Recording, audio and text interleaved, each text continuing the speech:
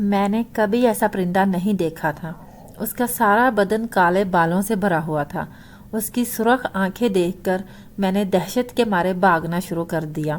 آیت الکرسی کا ورد میری زبان پر جاری تھا اور آنکھیں آنسوؤں سے لبریز۔ دسمبر کا مہینہ چل رہا تھا۔ سردیاں اپنے جوبن پر تھیں۔ دور دور تک ہر چیز نے سفید چادر تان رکھی تھی۔ ابھی بھی برف روئی کی مانند گر رہی تھی۔ وقفے وقفے سے دیوار کے درختوں کی شاخیں چٹکنے کی آوازیں سنائی دے رہی تھیں۔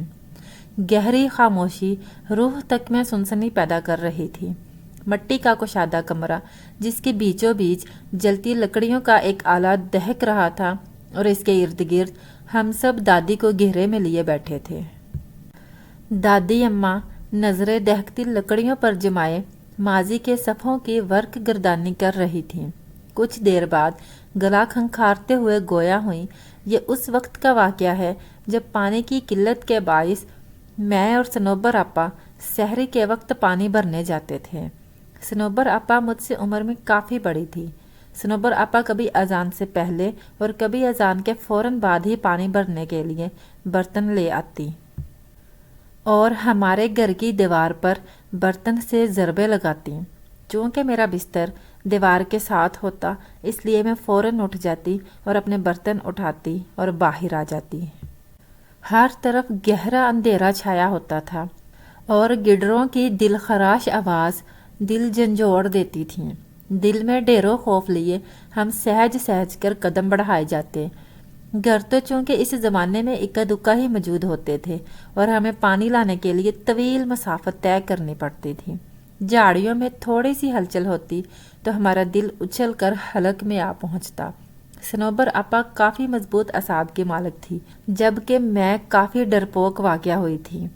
پانی لانا میری مجبوری تھی کیونکہ گھر میں ایک بوڑھی ساس تھی اور 3 بچے، میری ایک بیٹی اور 2 بیٹے۔ شوہر تو روزی روٹی کمانے کے سلسلے میں باہر نکلتے تو مہینوں بعد ہی واپس لوٹتے۔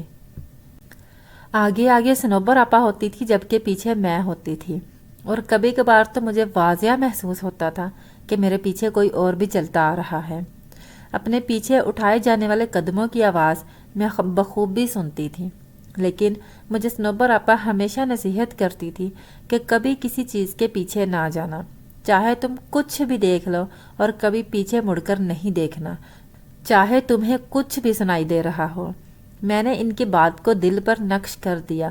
میں اپنے پیچھے قدموں کی چاپ سن کر زور سے آنکھیں بند کر لیتی اور دل میں آیت الکرسی کا ورد شروع کر دیتی، لیکن جب طویل سفر طے کرنے کے بعد بیٹھنے کو جی چاہتا تو یوں محسوس ہوتا جیسے بالکل ساتھ کوئی بیٹھا ہے۔ گردن گھما کر ادھر ادھر دیکھنے پر سوائے اندھیرے کے کچھ دکھائی نہ دیتا۔ ہمارا روز کا آنا جانا تھا۔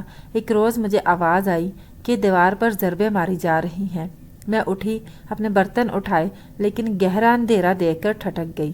مجھے یوں محسوس ہو رہا تھا جیسے آدھی رات کا وقت ہو۔ میں باہر گئی تو دیکھا صنوبر آپا کا دور دور تک کوئی نام و نشان نہیں تھا۔ میں نے یہ سمجھ کر قدم رستے پر ڈال دیے کہ وہ زیادہ دور نہیں گئی ہوں گی اور میں ان تک پہنچ جاؤں گی۔ گڈروں کی آوازیں پل بھر کو میرے قدم ساکت کر دیتی تھیں۔ میں نے بھاگنا شروع کر دیا، لیکن میں ان تک نہ پہنچ سکی۔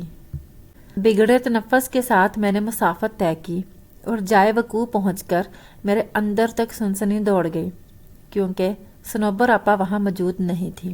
میں تھوڑا اوپر کھڑی تھی اور نیچے دیکھا جہاں پانی کا کنواں تھا۔ ایسا محسوس ہو رہا تھا کہ کوئی پانی کے ڈول یکے بعد دیگرے اپنے اوپر بہا رہا ہو۔ میں نے نیچے جانا ضروری نہیں سمجھا اور پانی کا ڈول الٹا کر کے اس کے اوپر بیٹھ گئی، لیکن تھوڑی دیر بیٹھنے کے بعد بھی پانی کی آواز بدستور آ رہی تھی۔ مجھے عجیب و غریب خیالات آ رہے تھے اور پانی کی آواز سے عجیب سا خوف محسوس ہو رہا تھا۔ اپنے پیچھے کسی کو محسوس کیا تو میرے جسم پر کپ کپی طاری ہو گئی۔ میں نے لرزتے ہوئے پیچھے مڑ کر دیکھا تو کسی کا بھی کوئی نام و نشان نہیں تھا۔ وہاں ایک دم سے سناٹا چھا گیا۔ میری حیرت کی انتہا نہ رہی، لیکن عین اسی جگہ اوپر گھنے درخت کی شاخ پر کوئی عجیب سا پرندہ بیٹھا مجھ پر نظریں گاڑے ہوا تھا۔ عجیب قسم کا پرندہ تھا۔ میں نے کبھی ایسا پرندہ نہیں دیکھا تھا۔ اس کا سارا بدن کالے بالوں سے بھرا ہوا تھا۔ اس کی سرخ آنکھیں دیکھ کر میں نے دہشت کے مارے بھاگنا شروع کر دیا۔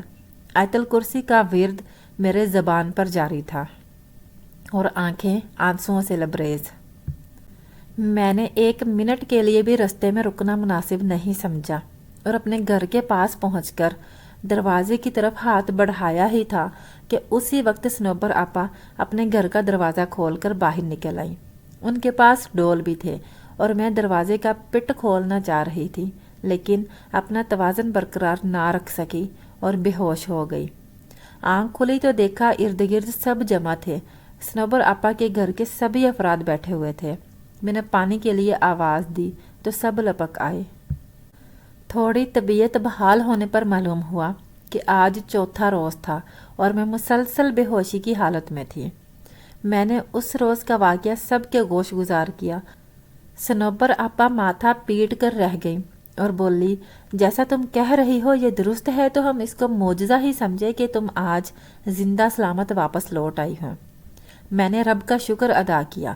جب کبھی اس پانی کی آواز اور اس کے عجیب و غریب پرندے کے بالوں کا بھرا ہوا جسم آنکھوں کے سامنے آ جائے تو آج بھی میرے بدن پر سنسنی طاری ہو جاتی ہے۔